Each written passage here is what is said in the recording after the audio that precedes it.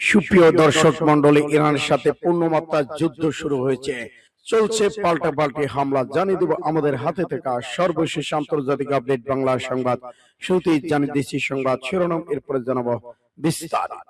কুয়েতে যুক্তরাষ্ট্রের 3টি গুরুত্বপূর্ণ ঘাঁটিতে ইরানের আত্মঘাতী ড্রোন হামলা। আরো জানিয়ে দিব যুদ্ধ ছড়িয়ে দেওয়া ইরানি কৌশল মোকাবেলায় ব্যর্থ অচলাবস্থা ওয়াশিংটন। জর্ডানের রুকবান অঞ্চলে ইরানি ক্ষেপণাস্ত্র হামলায় বেশ কয়েকজন মার্কিন সেনা নিহত। ইরানের টানা 11 রাতে বিমান হামলা চালিয়েছে যুক্তরাষ্ট্র। ইরানের সঙ্গে নতুন যুদ্ধে জড়াতে চায় না ইসরায়েল অর্থমন্ত্রী বেজালেল। আটকের কয়েক ঘন্টার মধ্যে মুক্ত রাহুল ও প্রিয়াঙ্কা। এদিকে মিয়ানমার হয়ে বঙ্গোপসাগরে নামতে চায় চীন। এবং সর্বশেষে জানিয়ে দেব যুক্তরাষ্ট্রের সঙ্গে পূর্ণমাত্রায় যুদ্ধ শুরু, ইরানে চলছে পাল্টাপাল্টি হামলা। এতক্ষণ শুনছিলেন সংবাদ শিরোনাম, এখন বিস্তারিত। তবে অনুরোধ থাকবে এই ভিডিওটিতে একটি লাইক দিন এবং কমেন্টস করে জানিয়ে দিন আপনি কোন জেলা থেকে বা কোথা থেকে আমাদের সাথে যুক্ত রয়েছেন। ইরান ইসরায়েল যুদ্ধের আপডেট বাংলা সংবাদ হাতে পেতে চ্যানেলটি সাবস্ক্রাইব করুন, আমাদের সঙ্গে থাকুন এবং যুদ্ধ সম্পর্কে জানিয়ে দিন আপনার গুরুত্বপূর্ণ মূল্যবান মতামত। ধন্যবাদ। কুয়েতে যুক্তরাষ্ট্রের 3টি গুরুত্বপূর্ণ ঘাঁটিতে ইরানের আত্মঘাতী ড্রোন হামলা। ইরানের সেনাবাহিনী জানিয়েছে অপারেশন শাইকের বজ্রপাত এর 19তম ধাপে কুয়েতে অবস্থিত যুক্তরাষ্ট্রের 3টি গুরুত্বপূর্ণ সামরিক ঘাঁটিতে আত্মঘাতী ড্রোন দিয়ে হামলা চালানো হয়েছে। সেনাবাহিনীর জনসংযোগ বিভাগ জানিয়েছে বড় শয়তান আমেরিকা এর অন্যায় আচরণ এবং বারবার প্রতিশ্রুতি ভঙ্গের জবাবে আজ ভোরে শাইকে অভিযানের 19তম ধাপে ইসলামী প্রজাতন্ত্র সেনাবাহিনী কুয়েতের আরিফেজান ঘাঁটি, প্রশাসনিক ভবন এবং ডাইরেকশন ফাইটিং অ্যান্টেনা আল উদেই ক্যাম্পে, হেলিকপ্টার পার্কিং জোন এবং আহমেদ আল জাবের ঘাঁটি মার্কিন সন্ত্রাসী বাহিনীর সেনা অবস্থানকে লক্ষ্য করে আত্মঘাতী ড্রোন হামলা চালিয়েছে। আরিফজান ঘাঁটি হল দক্ষিণ পশ্চিম এশিয়ার মার্কিন স্থলবাহিনী সেনা মোতায়েন কমান্ডো হেডকোয়ার্টার অন্যতম প্রধান কেন্দ্র। অন্যদিকে আল উদেই ক্যাম্পটি মার্কিন নৌ এবং বিমান বাহিনীর অপাচে, চিনুক এবং ব্রাখল হেলিকপ্টার মোতায়েন স্থান। এছাড়া আহমেদ আল জাবের ঘাঁটিটি পশ্চিম এশিয়ার আক্রমণকারী মার্কিন বাহিনীর রসদ সহায়তা প্রদানে কেন্দ্রীয় ভূমিকা পালন করে। তাদের আকাশপথে অভিযান নজরদারি বড় ধরনের প্রভাব ফেলেছে। ইরানের ইসলামী প্রজাতন্ত্র সেনাবাহিনী ঘোষণা করেছে মার্কিন সন্ত্রাসী বাহিনী অন্যায্য কর্মকাণ্ডের কারণে এই অঞ্চলের নিরাপত্তা বিঘ্নিত হয়েছে। ইরানের সশস্ত্র বাহিনী মার্কিন বাহিনীর সাথে লড়াইয়ের মাধ্যমে অঞ্চলে পুনরায় শান্তি নিরাপত্তা ফিরিয়ে আনার চেষ্টা করেছে। সূত্র ফাস্ট টুডে MRH। যুদ্ধ ছড়িয়ে দেয় ইরানি কৌশল মোকাবেলায় ব্যর্থ অচলাবস্থা ওয়াশিংটন। ইরানের সর্বোচ্চ জাতীয় নিরাপত্তা পরিষদের উপ মহাসচিব আলী বাকেরি কানি হরমুজ প্রণালীকে ইরানের জনগণের জন্য ভাগ্য নির্ধারণ করে একটি গুরুত্বপূর্ণ চালিকা শক্তি বা উপাদান হিসেবে উল্লেখ করে বলেছেন, যুদ্ধক্ষেত্রে ব্যর্থ হওয়ার পর মার্কিন যুক্তরাষ্ট্র এবং প্রণালীর উপর নিয়ন্ত্রণ প্রতিষ্ঠার চেষ্টা করছেন। তবে ইরানের সশস্ত্র বাহিনী কখনোই তাদের সেই লক্ষ্য বাস্তবায়ন হতে দেবে না। ইরানের রাষ্ট্রীয় সংবাদ মাধ্যম বরাতে জানিয়েছে, ইরান টেলিভিশনে একটি বিশেষ আলোচনায় আলী বাকি কানি বলেছেন, হরমুজ প্রণালী শুধু একটি আন্তর্জাতিক জলপথ নয়, এটি এমন একটি অঞ্চল যা তেল, গ্যাস ও খাদ্য ট্রানজিট রুট, সামরিক ঘাঁটির মতো গুরুত্বপূর্ণ বহু রাজনৈতিক উপাদানের সঙ্গে সম্পর্কিত। তাই এটি ইরানের জনগণের ভবিষ্যৎ ভাগ্য নির্ধারণে গুরুত্বপূর্ণ ভূমিকা পালন করছে। তিনি বলেন, যুদ্ধে ইরানের সাথে পরাজিত হওয়ার পর যুক্তরাষ্ট্র এখন এই প্রণালীর নিয়ন্ত্রণ হাতে নেওয়ার চেষ্টার মাধ্যমে ইরানের শক্তি অন্যতম প্রধান হাতিয়ার কেড়ে নিতে চায়। তবে ইসলাম প্রজাতন্ত্র ইরান বিচক্ষণতা দৃঢ়তার সঙ্গে এর মোকাবেলা করছে। তিনি পাকিস্তানের মধ্যস্থতায় স্বাক্ষরিত সমঝোতা স্মারক সম্পর্কিত প্রতিশ্রুতি যুক্তরাষ্ট্র লঙ্ঘন করেছে বলে উল্লেখ করেন। যুদ্ধে ব্যর্থ হওয়ার পর ওয়াশিংটন সামরিক চাপ ও হুমকির মাধ্যমে ইরানকে নতুন করে আলোচনায় বসাতে চেয়েছিল, কিন্তু ইরান নিজস্ব সক্ষমতার উপর ভয় করে সেই কৌশল ব্যর্থ করে দিয়েছে। তার ভাষায়, হরমুজ প্রণালী ইরানের জাতীয় সার্বভৌমত্বের প্রশ্ন, তাই এই বিষয়ে কোনো ধরনের শীতলতার সুযোগ নেই। ইরানের সর্বোচ্চ জাতীয় নিরাপত্তা পরিষদের উপ মহাসচিব আরো বলেছেন, আঞ্চলিক পরিস্থিতিতে এখন ইরান কৌশলগত উদ্যোগগুলো নিয়ন্ত্রণ করছে, যা নেতৃত্ব দিচ্ছে যুক্তরাষ্ট্র মনে করেছিল সংঘাতকে এটি সীমিত পরিসরে আটকে রাখতে পারে এবং ইরান দক্ষতার সঙ্গে সংকটকে বিভিন্ন রাজনৈতিক বিস্তৃত করে যুক্তরাষ্ট্র প্রতিরক্ষামূলক অবস্থানে ঠেলে দিয়েছে। এদিকে বাকি কেন যদি বলেছেন জাতীয় নিরাপত্তা রক্ষায় ইরান সব ধরনের সহায়তা ব্যবহার করবে, কিন্তু তার হরমুজ প্রণালী ইরানের জাতীয় শক্তির অবিচ্ছেদ্য উপাদান, যা কখনোই হাতছাড়া হবে না। ইরান জাতীয় বাহিনী তাদের সাহসিকতার মাধ্যমে দেশের প্রকৃত শক্তি প্রদর্শন করেছে এবং নিজেকে বিশ্বের সবচেয়ে শক্তিশালী সামরিক শক্তি বলে দাবি করেছে। যুক্তরাষ্ট্র ইরানের সামনে অচল অবস্থায় পড়েছে। সূত্র ইন্ডিয়া টুডে। জর্ডানের রুকবান অঞ্চলে ইরানের ক্ষেপণাস্ত্র হামলায় বেশ কয়েকজন মার্কিন সেনা নিহত। ইরানের সশস্ত্র বাহিনী এক বিবৃতিতে জর্ডানের রুকবান অঞ্চলে বেশ কয়েকজন মার্কিন সেনা নিহতের খবর দিয়েছে। আইআরএন কে উদ্ধৃত করে পাঁচটি জানিয়েছে। আইআরজিসি মঙ্গলবার এক বিবৃতিতে জানিয়েছে, দুর্দোষ এবং সর্বদা সক্রিয় ইসলামী ইরান মার্কিন শত্রুর বিরুদ্ধে শাস্তিমূলক অভিযান সফল অব্যাহত রেখেছে এবং অপারেশন নাসর 2 এর 24তম তরঙ্গের ধারাবাহিকতায় আরজিসির আকাশ প্রতিরক্ষা বাহিনী জর্ডানের রুকবান অঞ্চলে সন্ত্রাসী শিশু হত্যাকারী মার্কিন সেনাবাহিনী একটি ঘাঁটিতে হামলা চালিয়ে তাদের বেশ কয়েকজনকে হত্যা করেছে। বিবৃতিতে আর বলা হয়েছে, মার্কিন যুদ্ধমন্ত্রী, যিনি নিজের একজন যুদ্ধাপরাধী, এই অঞ্চলে গুলোকে বীরের মর্যাদা দিয়েছেন এবং দাবি করেছেন নিহতের সংখ্যা অনেক কম। বিপ্লবী গার্ড বাহিনী তাদের বিবৃতিতে জোর দিয়ে বলেছে, শত্রুদের জানা উচিত, কোন জাতির অভিধানে উন্নত অস্ত্র ব্যবহার করে নিরীহ শিশুদের হত্যাকারী কাপুরুষ সৈন্যরা বীর হিসেবে গণ্য হয় না। বিবৃতিতে বলা হচ্ছে, বিশ্বের শক্তি মুক্তিকামী জনগণ শীঘ্র যুদ্ধাপরাধী বিচারের আওতায় আনবে। বাহরাইনে আমেরিকার কোম্পানি অ্যামাজনে কেন্দ্র ডেটা পাটিকামোহ ধ্বংসের বিষয়ে ইসলামী বিপ্লবী গার্ড বাহিনী আরেকটি বিবৃতি জানিয়েছেন।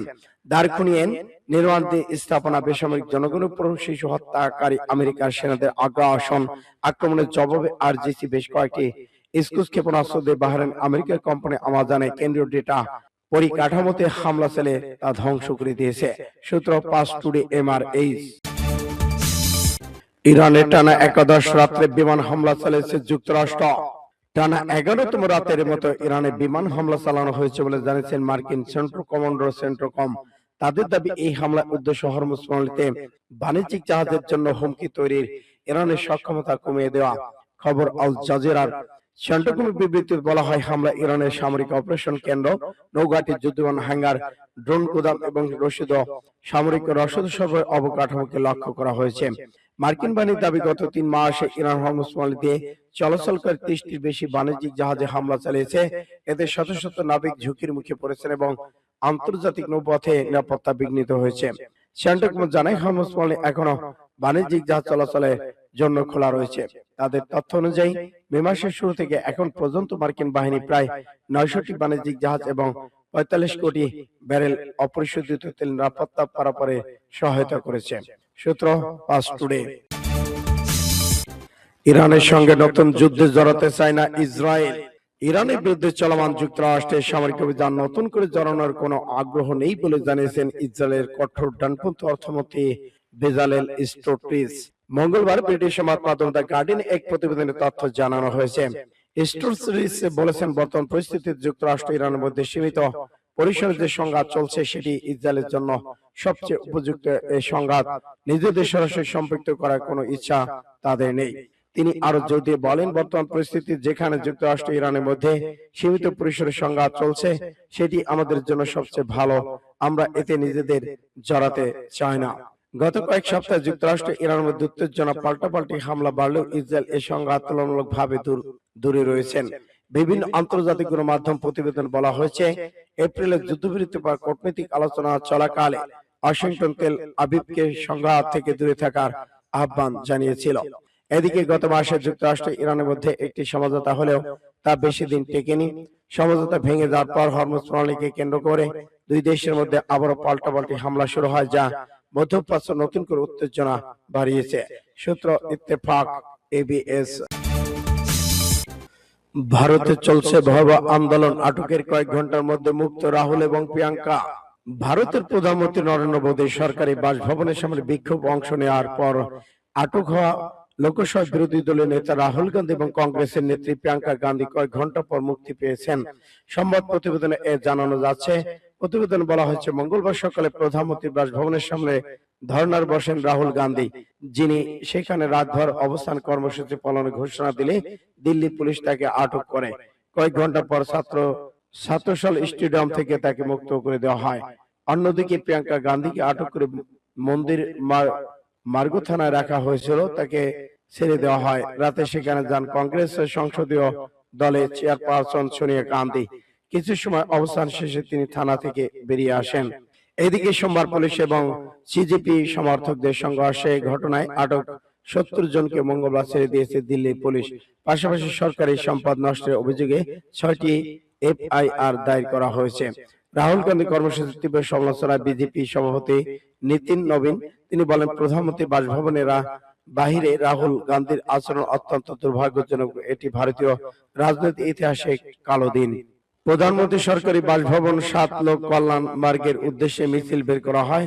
মিছিলে যোগ দেয় সমাজবাদী পার্টি নেতা আলিখেল যাদব।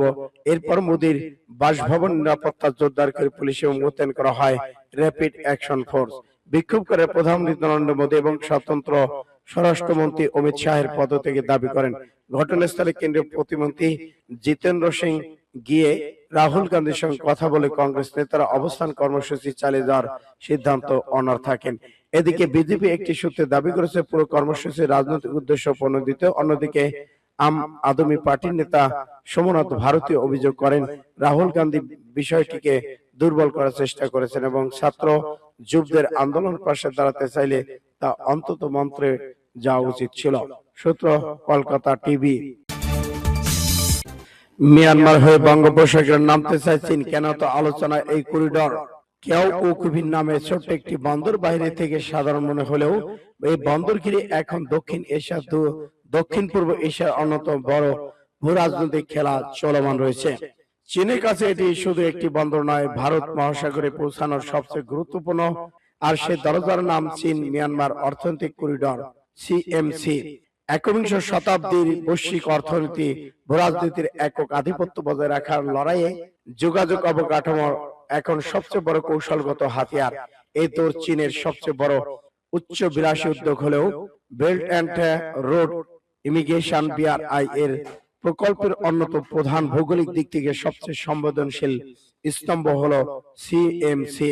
চীনের ইউনান প্রদেশ থেকে শুরু হয়ে মিয়ানমারের ভেতর দিয়ে ভারত মহাসাগরে বঙ্গোপসাগর উপকূল পর্যন্ত বিস্তৃত করিডোর কেবল একটি বাণিজ্যিক রুট নয়, এটি দক্ষিণ পূর্ব এশিয়ার রাজনৈতিক অর্থনৈতিক মানচিত্র বদলে দেওয়ার এক মহাপরিকল্পনা যেটি হাতে নিয়েছে চীন।